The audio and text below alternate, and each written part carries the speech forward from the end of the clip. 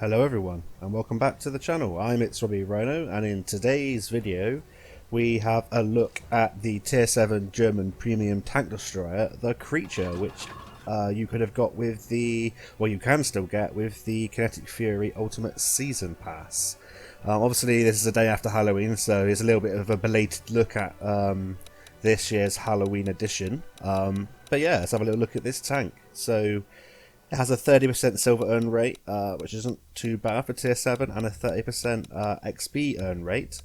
It has a crazy gun, obviously in line with the Sturmtiger line, which was just released. It has a 15cm gun, which has 2 HE rounds, one standard, one's premium. I'd just recommend using the premium for the extra splash that you get with it. That's 85mm of penetration for 660 damage at tier 7, which is phenomenal.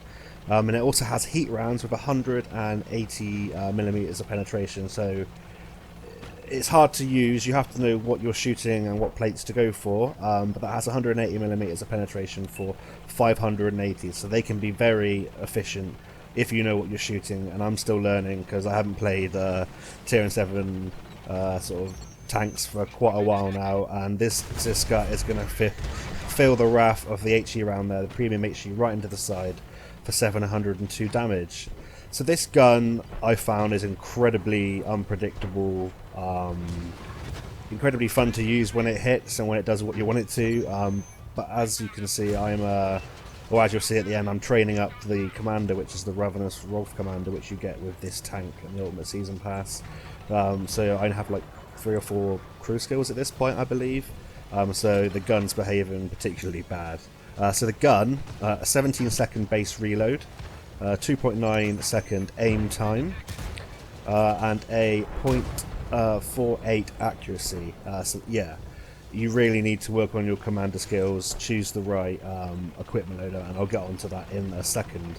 It has 8 degrees of gun depression, which is fantastic compared to most of the Sturmtiger line, which is absolutely horrific. 1000 hit points, which is pretty average for tier 7. It's not too bad for a tank destroyer at tier 7. It has a 55km top speed. It can get to that quite slowly, but a real big downside to this tank is the turret traverse of 18 degrees a second and the hull traverse of 24 degrees a second. It's very sluggish. If things are circling you, you really have to move your tank and your turret in the same direction, otherwise people will just get around you. And do not auto-aim because the slow shell velocity on the heat and the HE rounds. So yeah, it's also got 350 meters view range, which is pretty pathetic.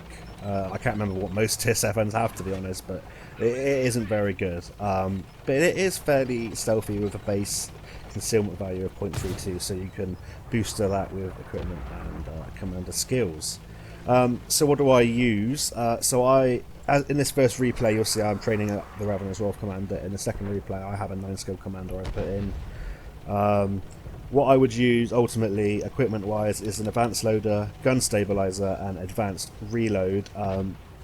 But because of the pathetic gun handling, and because of the long reload and the sort of bad traverse, you could use a gun lane drive, advanced optics to help the view range, ventilation to help everything, and traction system, which will help top speed. Oh, that poor VTU there. Yeah, or you could use the traction system, which would help the traverse speed as well as the max speed. In terms of commander, I recommend you run 6th Sense, Spawn Leader, Rapid Reloading, Steady Aim, Situational Awareness, Rapid Aim, Snapshot, Camouflage Expertise, and Green Thumb. For special mention, you could use Clutch Breaking or Run and Gun. Clutch Breaking obviously to help the pathetic traverse speed, and Run and Gun to help the accuracy even more. But yeah, this is quite a quick game. I found this tank can do very well on sort of city maps, close quarters, because of that terrible accuracy and because of your view range. You can struggle sometimes if you haven't got a 9-skill commander to outspot your opponents. But you've seen we put in some big shots there. We utilised the HE and we finished MVP. 2.9k damage, just 452 assistance, and 2 destroyed with a mastery. People don't seem to play this tank well. Obviously, when tanks come out, everyone plays it, and the masteries aren't too hard to get. But yeah, I think I've seen people have pretty bad games, and so have I, really. It takes a bit of time to get used to the tank and the gun, but yeah, we'll see how we get on the second replay, and I shall catch you there. So here we are now on the second replay of the video. We're here on one of my favourite maps, El Haloof, and again, this is a map where you are largely fighting close quarters, but you can also fight at longer distances. It's a tier 7 match, so I'm feeling very confident in my ability to pen quite a lot of the enemy team with my HE. As you can see from my loadout, I only carry 8 heat rounds. I find them largely ineffective, especially in tier 8 and 9 games. And there you go, you can see me switching between them. Just wondering what to start off with. I usually start off with the HE, and it doesn't matter, because what I didn't tell you in the first video, and I should have, is that the advanced reloader skill, which allows you to swap your shells without penalty, without a reload penalty, is built for a tank like this, and the Sturmtiger line and things like the Type 5 heavy, Type 4 heavy, that kind of thing. So I'm going to be trying to use my shells as smartly as possible, and use them for what the situation dictates, basically. I've seen these light tanks down in the middle. I think I considered firing a random shot in the middle, but I obviously wasn't feeling too lucky. But this chap is making a massive mistake, and he's going to drive straight on into a 15cm shell. Yeah, and he's gone back to the garage to pick another tank. That didn't take long, did it? 1 minute. I'm going to go up to this little spot here, which is my favourite kind of spot on this map. You can catch quite a lot of tanks crossing in the north here, in this sort of B, C, 1 and 2 area.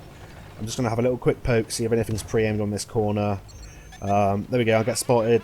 That's the 6th sense working there. I'm going to pull back because I don't know what is shooting at me. 1,000 hit points don't always go too far into a battle, so you have to be careful. I'm going to aim for as long as I feel like I can onto this Type 58.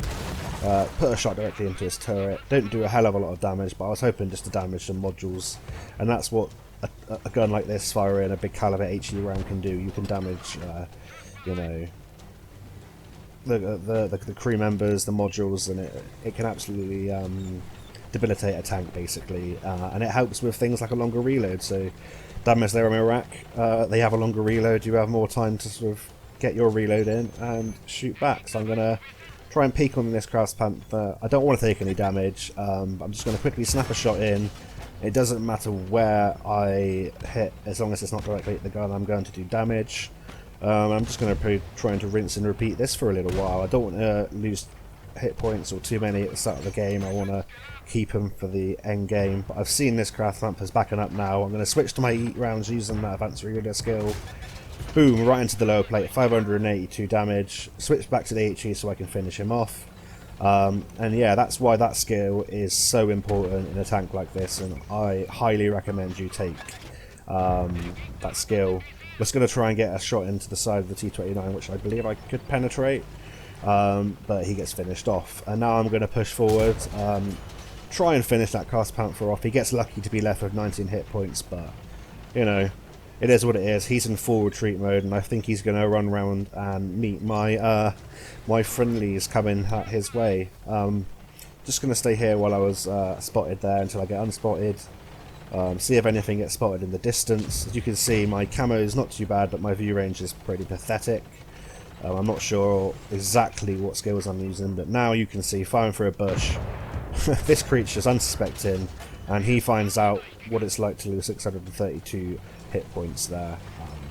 That's how devastating this gun can be, and he's a one-shot, and he gets taken out. You can absolutely destroy things with this tank. If it's a tier 7 match like this and you're top tier, you can one-shot, you know, tier 5s, you can just nearly completely kill tier 6s, and tier 7s, you know, they're going to be left on a 1 or 2 shot. It's a very powerful tank. It's a very frustrating tank as well. I find it, you know, half fun, half frustrating because of the The gun just seems to want to troll you half the time. But maybe that's the fun. It's the shots sometimes that you don't fully aim that you hit, but I would recommend aiming.